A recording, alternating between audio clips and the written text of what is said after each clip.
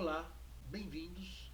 Eu sou Osiris Gianetti e depois que eu fiz o primeiro vídeo em que eu agradeci as pessoas que responderam para mim um questionário que eu fiz lá no Google Form mesmo, para entender um pouco melhor o abandono da nossa área de medicina chinesa, é um abandono muito grande.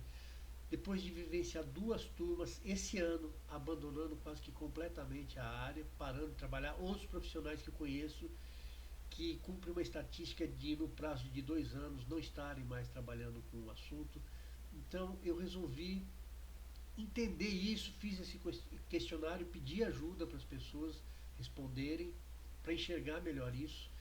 E eu fiz um vídeo de agradecimento e a partir disso eu tive a ideia de fazer várias séries de vídeos para ajudar as pessoas a acertar no tratamento de medicina chinesa já a partir da primeira consulta. E minha ideia é fazer vários vídeos que eu acho que são importantes, coisas que eu recebi de outros grandes profissionais, é, ensinamentos, dicas, essa visão prática de como é no consultório e para justamente ver se com isso eu começo a ajudar um pouco na formação das pessoas.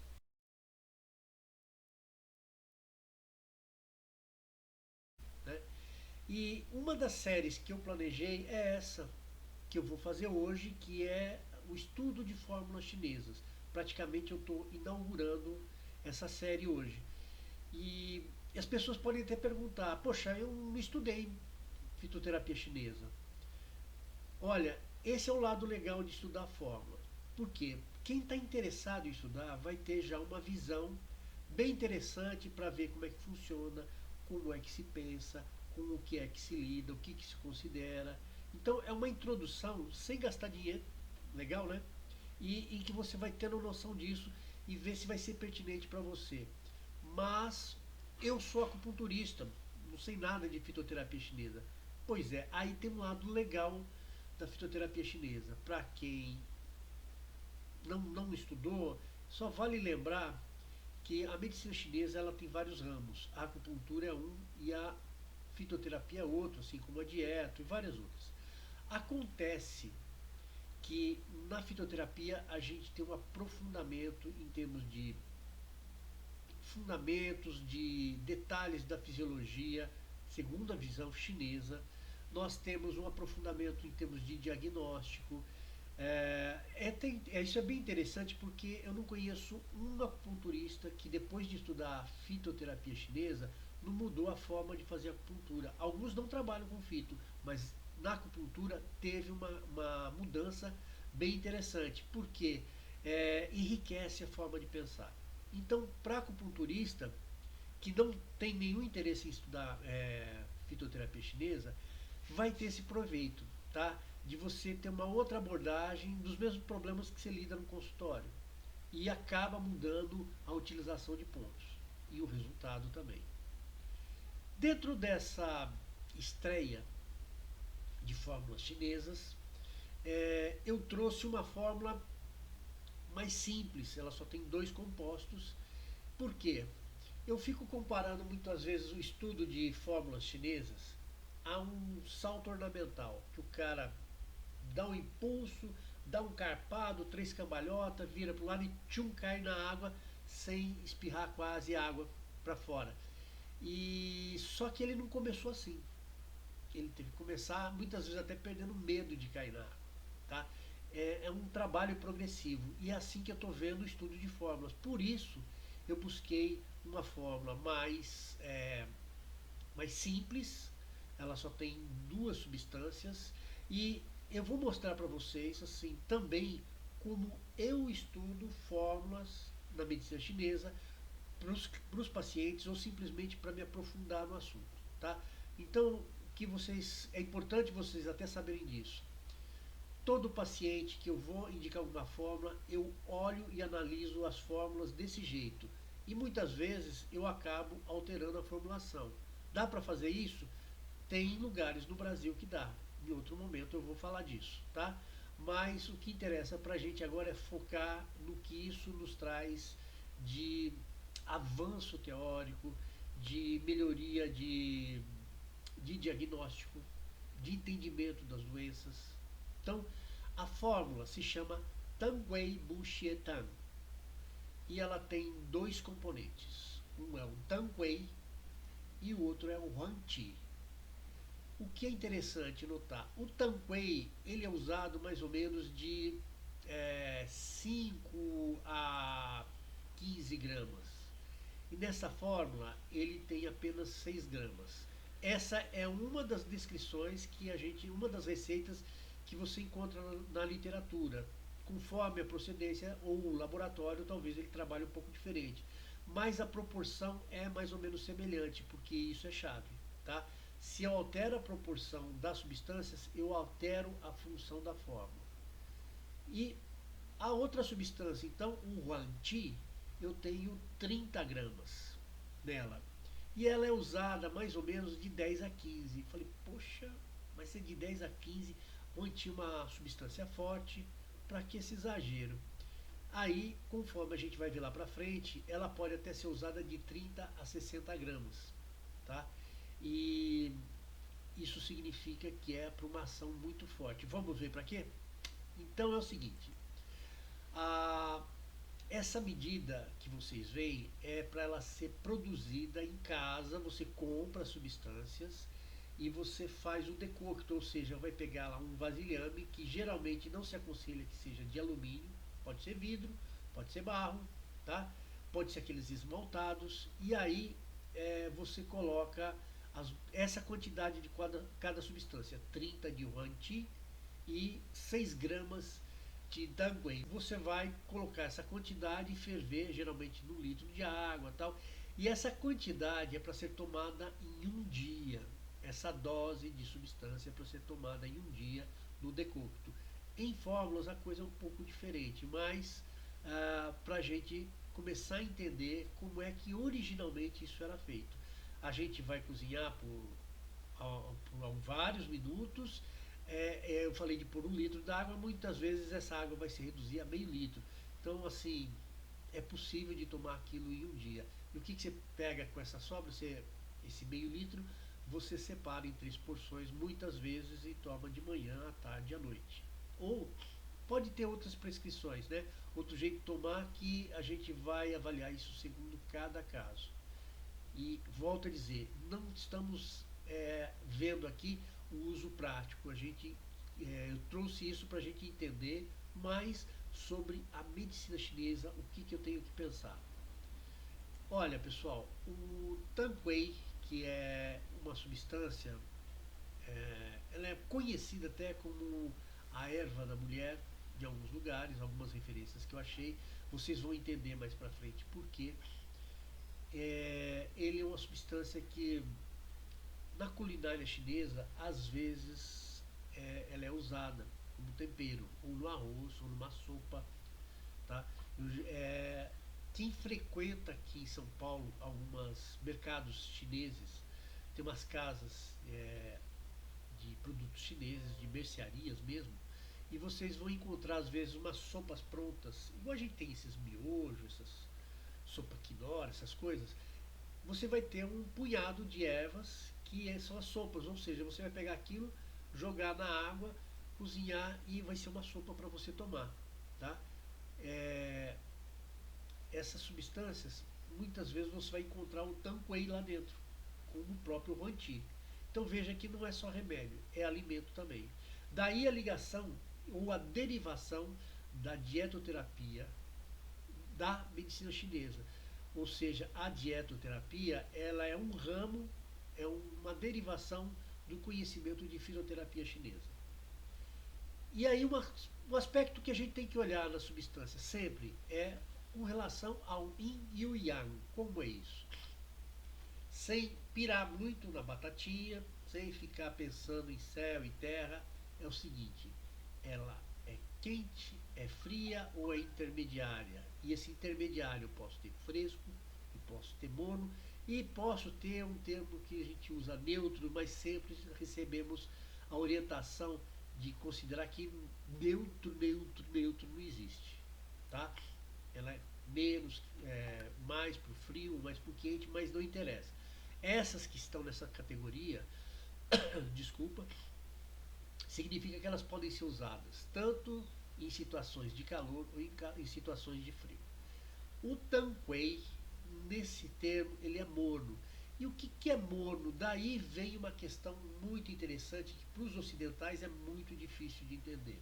Tá? Morno para a gente põe no fogo, ferveu, deixa esfriar um pouquinho e está morninho. Não é isso. Ah, não se refere à temperatura ambiente ali que a gente sente na mão em graus centígrados.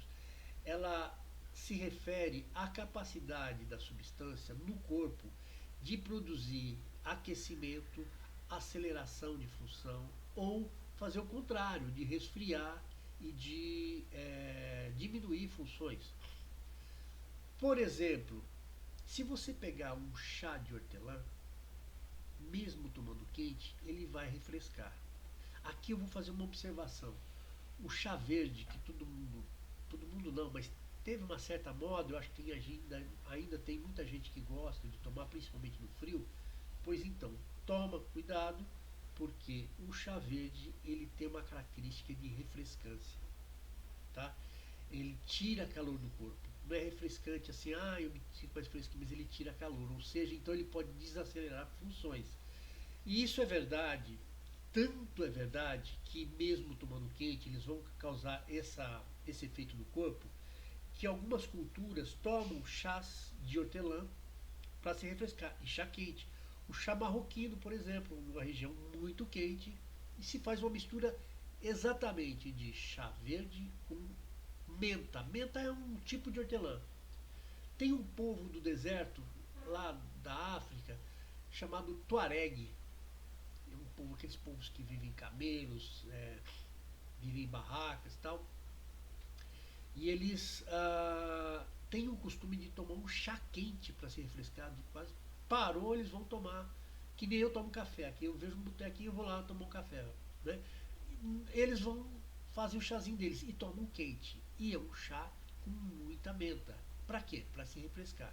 Então essa é a qualidade e até a gente classifica como natureza da substância. A, o tanguê, então, nesse sentido, ele tem essa característica. E ele tem outras duas características que a gente considera também, que ele é doce e picante. Voltando, o morno, eu vou dar um outro exemplo de morno que é mais do cotidiano da gente. Eu falei que o hortelã refresca. Pois bem, o quentão, sabe essa bebida que a gente faz aqui nas festas julinas, juninas, aqui no Brasil, é bem típica do Brasil, do interiorzão, dos caipiras, né? Essa bebida, se você tomar ela em temperatura ambiente, ela vai te esquentar, tá? Daí o nome, porque ela tem canela, ela tem álcool.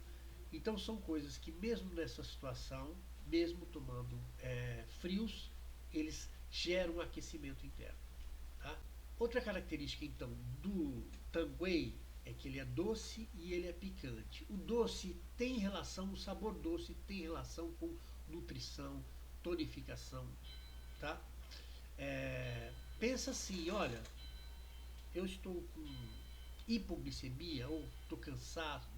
Você vê numa corrida, os jornalistas, vocês estão ouvindo o sino da matriz, né? Ela está abençoando a nossa conversa aqui. Bom, o doce vamos lembrar de uma corrida de um esportista, uma maratona. Na maratona não acontece muito isso, mas no triatlon, várias provas assim, na hora que o cara está cansado, o que ele vai comer? Sal? Vai tomar chá verde?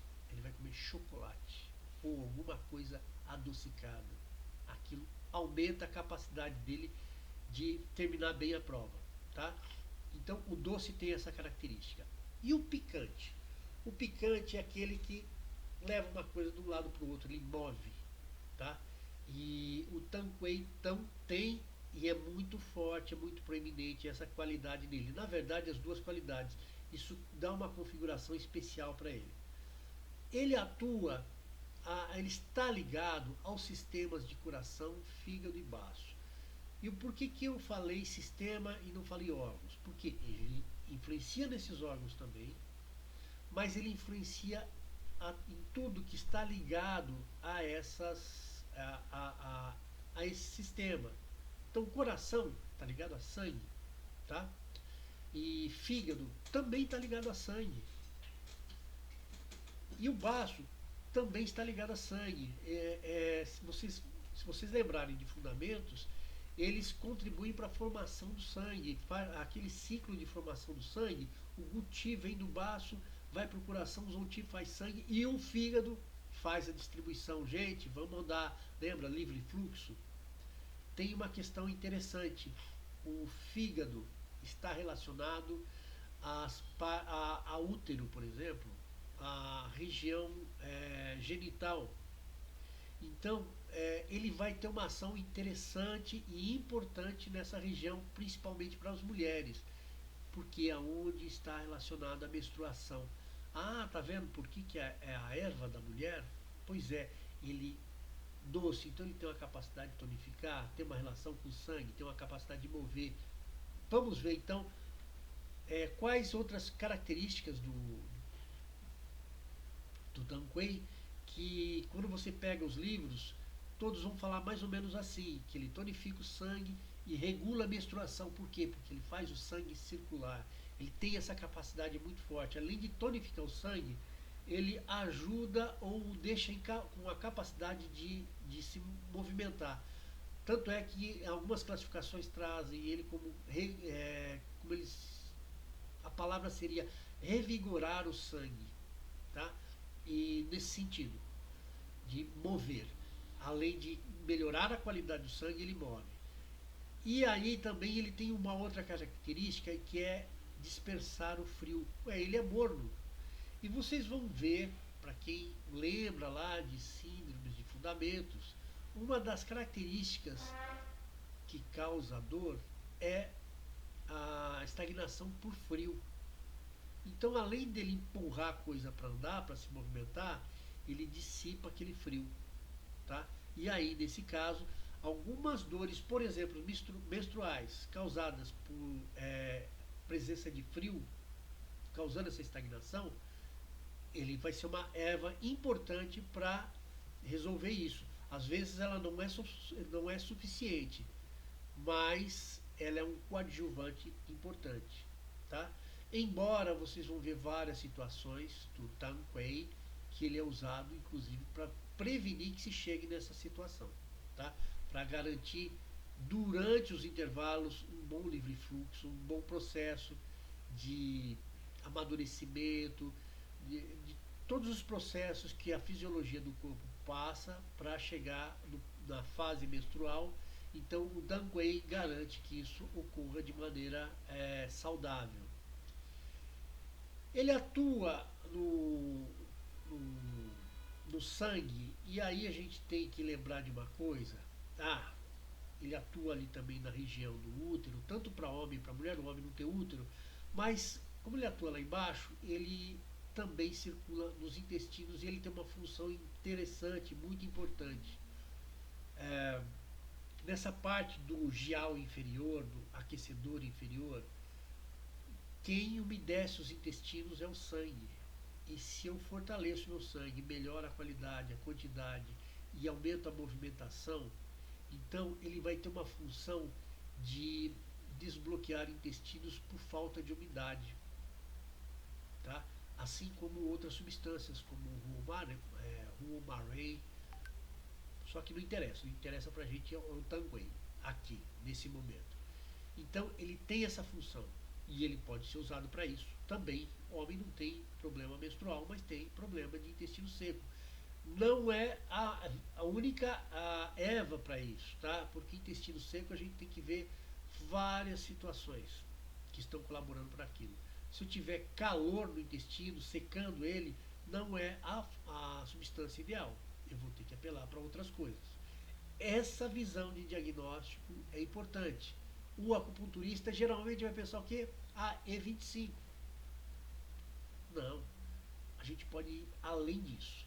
porque aqui vocês percebem que eu já estou discutindo aquilo que na medicina chinesa a gente chama de raiz. Tem o ramo, a manifestação, e tem a raiz. Então, a manifestação tem o intestino bloqueado, esse é o ramo. E qual que é a raiz? Tem várias.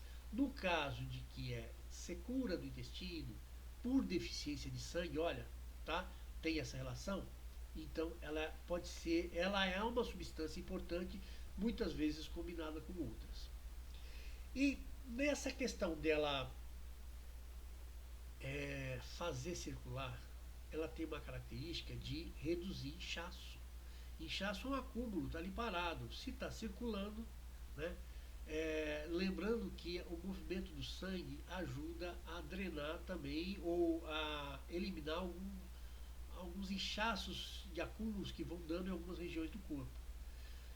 Por ela gerar sangue, sangue é o que nutre, é o que forma o nosso corpo, então ela está relacionada à geração, em chinês se fala gerar carne, que é músculo. O meu não é um belo exemplo disso não, mas para a gente lembrar, ela gera músculo. Então aquela criança raquítica que não desenvolve musculatura, aquela criança raquítica pode se incluir na alimentação dela ou pode fazer um tratamento com base no Tang Wei. Ah, ela tem uma relação com a dispneia, ela vai ajudar a parar de tossir. Mas quando eu tenho uma deficiência que já gerou deficiência, por exemplo, uma deficiência de Qi, que já gerou uma deficiência de sangue, ela não vai fortalecer o Qi, mas ela fortalece o sangue. Lembrando que o sangue carrega o Qi. Então ela dá um fortalecimento para esse sistema. A gente não falou que ela atua em pulmão. Então por que para a tosse? Por causa disso. Ela melhora a constituição do organismo. Então, a partir disso, eu vou citar para vocês algumas observações que a gente encontra na literatura a respeito do Tang Wei. Ela é adequada para todas as condições que envolvem estase. Isso ficou nítido, tá? Do que a gente viu aqui sobre o que ela faz. E olha, isso é catalogado há milhares de anos, tá? A medicina chinesa, ela se dá ao trabalho, vocês vão ver grandes teóricos, grandes profissionais, cujo trabalho era dedicado a observar em detalhes essas coisas. Eu acho isso muito interessante porque existe um certo mito de falar que ela não é científica. E na verdade esse conhecimento é todo empírico. E o empirismo é uma das bases daquilo que a gente chama conhecimento científico. O método é diferente do nosso. Tá? E esse método pode variar de uma dinastia para outra, de uma época para outra. Mas é um método de conhecimento objetivo. Tá?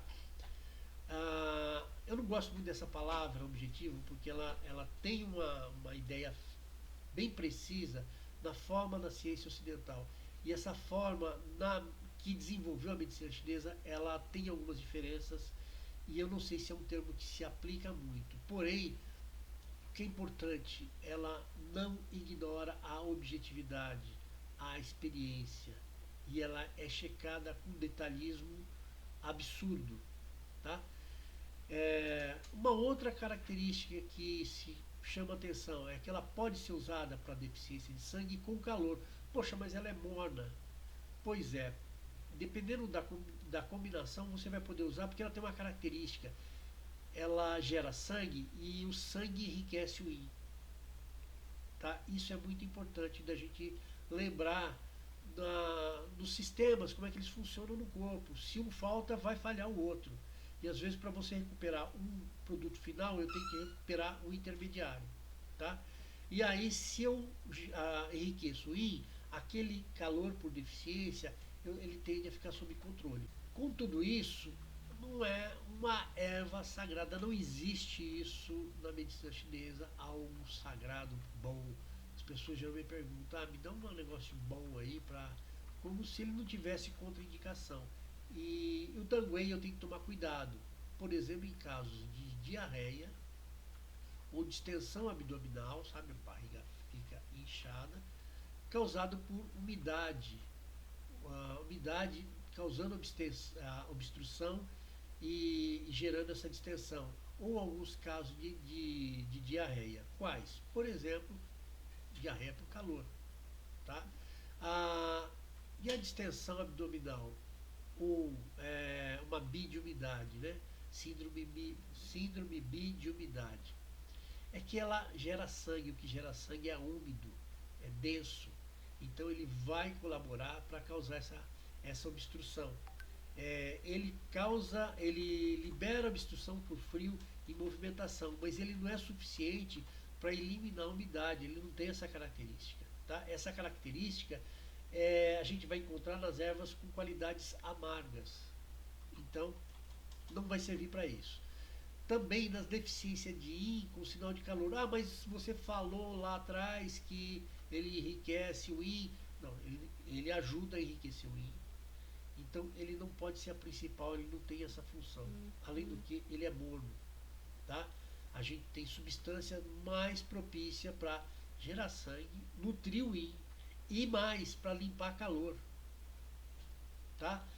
Ela tem substâncias que fazem as três coisas com muita competência. E aí? Outra situação é quando não há fraqueza aparente no sistema. É, é uma observação que eu acho muito interessante, porque eu vi um colega uma vez falando assim: ah, parece que tudo passa pelo sangue na medicina chinesa, então qualquer problema eu só vou lá e tonifico o sangue. Gente, não é assim. Né? Não se gastou 4.000 anos de medicina chinesa para se chegar nessa conclusão. Né? Não se derivou a ideia de síndrome, porque senão isso estava resolvido já há muito tempo atrás. E não. Até porque se eu não tenho fraqueza no sistema, para que eu vou botar mais uma erva, uma ação umedecente e amornante? Eu posso desequilibrar pela umidade ou pelo calor, tá? Ou até pelo excesso de movimentação. Vocês vão ver que algumas hemorragias, algumas perdas de sangue, elas advêm disso, tá? Então, não, a gente tem um limite. A gente tem a situação certa para intervir com a substância. Uma outra questão que é muito importante é se o vento frio não estiver desaparecido. Eu vi esse problema acontecendo numa pessoa que estava tratando um paciente de Covid. Ele resolveu aceitar o desafio e tal, e ele começou a tonificar muito sangue. Covid é um caso de invasão de frio. E eu tenho que, aí como fala o termo, vento frio. Vento frio exterior. Entrou o vento frio, eu tenho que botar ele para fora. A ação terapêutica é essa. Ele é um patógeno. É similar à ideia de vírus. Ah, então não vê vírus? Não, que não interessa se é vírus ou não para a medicina chinesa. Porque vírus a gente tem no corpo de várias gamas, de vários matizes. A questão é que eles não estão ocupando o espaço, eles não estão dominando, eles não são vencedores dentro da nossa fisiologia. E quando você tem a doença, é que aí o vírus é vencedor. Né? Ou, na medicina chinesa, o patógeno está sendo vencedor. E como ele é de natureza externa, penetrando no corpo, eu vou purgá-lo, eu vou pôr para fora. Aliás, eu não gosto do termo purgar porque esse é um termo específico ligado à eliminação pelo intestino. No caso de vento frio, geralmente a primeira etapa de expulsão é pela pele. E aí o Tanquay, ele não vai ter uma ação para isso. Ele não vai ajudar nisso. Bom, a outra substância que a gente tem para falar é o Huan Qi. E o Huan Qi é uma substância morna também. Opa, dois mornos da parada, né? E ela é doce. Opa, dois doces. Lembra doce? Capacidade de tonificação. E ele penetra, ou ele atua no sistema de pulmão e baço. Lembra, sistema. Porém, a hora que você pensa nisso, meridianos fazem parte do sistema, correto? Pulmão e baço compõem um canal unitário. Qual que é? O Tai Yin. O Tai Yin, pulmão e baço, está relacionado à aquisição de Qi. Tá, o pulmão é o Qi do ar. Cortou esse sentido no ar, em poucos minutos você está morto. Alguns têm um fôlego maior, tá? Mas não vai durar uma hora vivo. O baço é a aquisição do Qi dos alimentos. Ele ajuda ao corpo receber e transformar aquilo que tem dos alimentos para gerar sangue e Qi no corpo. Tá? Então o Huang Qi ele é uma substância com uma qualidade de tonificação muito forte relacionada aqui então a Qi.